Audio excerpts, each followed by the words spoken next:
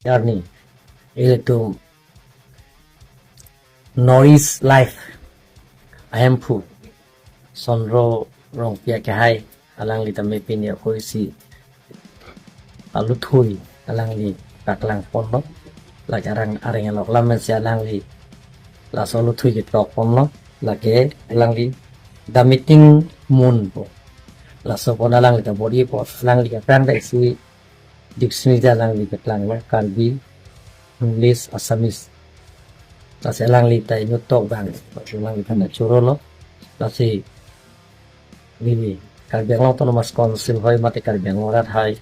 pinga chuning ri bang ke iletu jata sang ding le klem bi boda chinki je tham chi mong ben se ke chok je anda je peking ba se iletu sang ding tamai iletu chunji apen paptang ji sini ni Karbiang Long rat to antame khai thorom party song ke jong pin pen eklai ven to pen iletu jata sang ding ta klem rap pen rong ke chunri ji pusi teman pachi ding la pen ke Karbiang Long rat ke to an ame khang kisu ki needed pen lok tame la hai kawide ji phan anam phani li chuning ri lo la pen ke claim ke dam asai ang ding am tame hem pumukrang pida singja ka pichun dun ji phan se hem pumukrang pida singja phan chuning ri si nili na to ma channel hoy pen pin so ari pen la phan pachi আজি কাৰ্বি নতুন বছৰ 1 তাৰিখ আজি নতুন বছৰ আজিৰ পৰা আৰম্ভ হৈছে গতিকে কাৰ্বি নতুন বছৰ আৰম্ভণিতে আমাৰ এগৰাকী সাংবাদিক লেখক কবি চন্দ্ৰ সিং ৰংপিয়ে যিখন কিতাপ ওলাইছে the melting moon a night beholding the melting moon মই ভাবোঁ যে কাৰ্বি নৱবৰ্ষটো সাহিত্যৰ দিশৰ ফালৰ পৰা এটা ভাল আৰম্ভণি এটা আৰম্ভ হৈছে আৰু মই কিতাপখন পঢ়া নাই মই উন্মোচনৰ অনুষ্ঠানত থাকি বা উন্মোচন কৰি ভালকৈ চিনি কিন্তু মই ভাবোঁ যে নতুন বছৰত প্ৰত্যেক দিনা আমি নতুন বছৰটো উঠি পেলাই আমি যি ধৰণৰ প্ৰাৰ্থনা কৰোঁ আজি দিনটো ভালে ভালে যাওক বছৰটো ভালে ভালে যাওক আজি মই ভাবোঁ যে এই কিতাপখনৰ উন্মোচনেৰে কাৰ্বি নতুন বছৰটো শুভ আৰম্ভণি এটা আৰম্ভ হৈছে আৰু এই নতুন বছৰটোত আহিবলগীয়া সময়খিনিত মই চন্দ্ৰ সিং ৰম্পী অলৰেডি যি তেওঁ কাৰ্বি স্পকেন কিতাপ এখন কাৰ্বি শিকাৰ কাৰণে এটা লিখিছে তেওঁ তানে সাহিত্যৰ প্ৰতি কাৰ্বি সাহিত্য বা ভাষাৰ প্ৰতি যিটো তেওঁ দায়বদ্ধতা প্ৰকাশ কৰিছে মই ভাবোঁ এইটো অনাগত দিনত আৰু বেছি তেওঁ যাব সেইটো মই আশা কৰিছোঁ তেওঁক অভিনন্দন জনাইছোঁ এই কিতাপখনৰ বাবে এইখন যদি ইংৰাজীত হৈছে মই ভাবোঁ যে তেওঁ কাৰ্বি ভাষা বা অসমীয়াটো তেওঁ যদি চৰ্চা আৰম্ভ কৰে তেতিয়াহ'লেও তাৰমানে তেওঁৰ সেইটো প্ৰতিভাটো আৰু বেছি বিকশিত হ'ব আৰু বেছি মানুহৰ কাষলৈ যাব পাৰিব এইখিনিয়ে কওঁ আৰু মই তেওঁক পুনৰ অভিনন্দন জনাইছোঁ ধন্যবাদ কাৰ্ডক আজি খুব আনন্দৰ দিন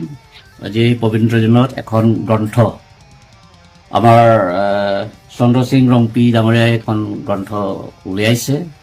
তেখেতে ইংৰাজী ভাষাত লিখিছে ইংৰাজী কবিতা লিখিছে গ্ৰন্থখনৰ নাম হৈছে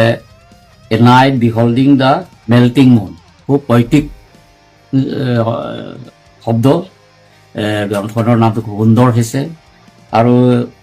পাণ্ডুলিপিৰ সময়ত তেখেতে মোৰ ওচৰত আহি পেলাই কেইখনমান লিখিবলৈ দিছিলে মই কবিতাবিলাক পঢ়ি পেলাই খুব ভাল লাগিছে কাৰণ এজন কাৰ্বি মানুহ কাৰ্বি ভাষা নিজৰ মাতৃভাষা হয় তেখেতে অসমীয়াও লিখিব পাৰে এতিয়া ইংৰাজী ভাষাত লিখিছে